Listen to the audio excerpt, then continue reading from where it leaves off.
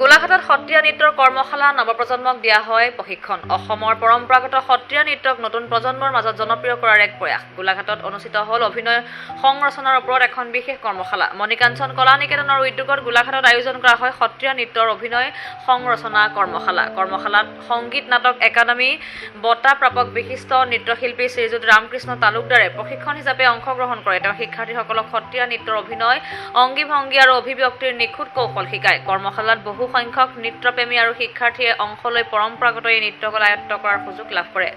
আয়োজকসকলৰ আশা, এনে কৰ্মশালাই অসমৰ সমৃদ্ধ সাংস্কৃতিক ঐতিহ্য সংৰক্ষণ কৰাৰ লগতে নৱপ্ৰজন্মক সত্ৰীয়া নৃত্যৰ প্ৰতি আগ্ৰহী কৰি তুলিব। অতি এটা ভাল লগা দিন।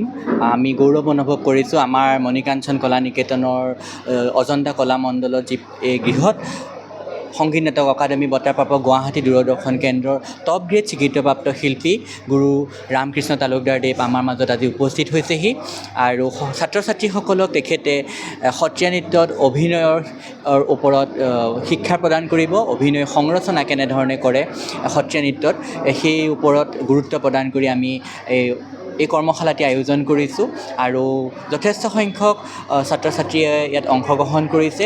সকলো ছাত্ৰ ছাত্ৰীক মই শুভেচ্ছা জ্ঞাপন কৰিলোঁ আৰু ৰামকৃষ্ণ ছাৰৰ যি আগমনে আমাক সদায় সঁচাকৈয়ে কৃতাৰ্থ কৰিলে আৰু আমি সঁচাকৈ গোলাঘাটবাসী আজি ধন্য হৈছোঁ আৰু তেখেতৰ প্ৰদান কৰা শিক্ষাই আমাৰ নৱপ্ৰজন্ম সমূহ ছাত্ৰ ছাত্ৰী আগুৱাই যাব বুলি মই আশা কৰিলোঁ।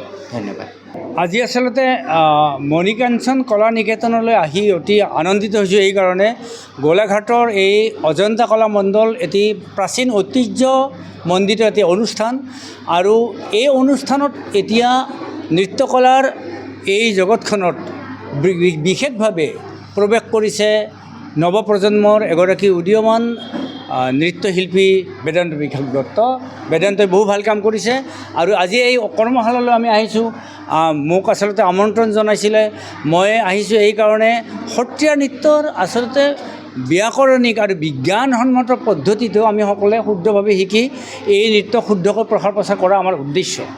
আৰু যিহেতু বেদান্ত বিশাল দত্তৰ মাতৃগৰাকীও এগৰাকী বিশিষ্ট নৃত্যাংগনা, তেখেতেও এই নৃত্যানুষ্ঠানৰ সম্পাদনাৰ দায়িত্বত আছে, সম্পাদক হৈ।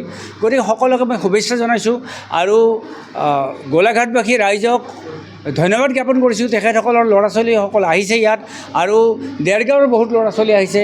দেৰগাঁৱৰ ল'ৰা ছোৱালীসকলকো শুভেচ্ছা জ্ঞাপন কৰিছোঁ, অভিভাৱকসকলক শুভেচ্ছা জ্ঞাপন কৰিছোঁ আৰু মহাপুৰুষ শ্ৰীমন্ত শংকৰদেৱৰ এই অনুপম সৃষ্টি সত্ৰীয়া নৃত্যৰ জয়গান গাবলৈ আমি সকলোৱে আহিছোঁ আৰু একেশ্বৰে মহাপুৰুষ শ্ৰীমন্ত শংকৰদেৱৰ এই অনুপম সৃষ্টিক অসম, ভাৰত তথা বিশ্বৰ প্ৰান্তে প্ৰান্তে বিলাই দিবলৈ আমি যত্নপৰ হ'বই লাগিব। আমি মহাপুৰুষ শ্ৰীমন্ত শংকৰদেৱৰ এই কৃষ্টিখিনিক আমি আগবঢ়াই নিয়াৰ আমি যি গুৰু দায়িত্ব আমি বহন কৰিছোঁ, এই নৱপ্ৰজন্মৰ শিশুসকলেও যেন কৰে, এই আশাৰে আমি আহিছোঁ গোলাঘাটলৈ। ধন্যবাদ।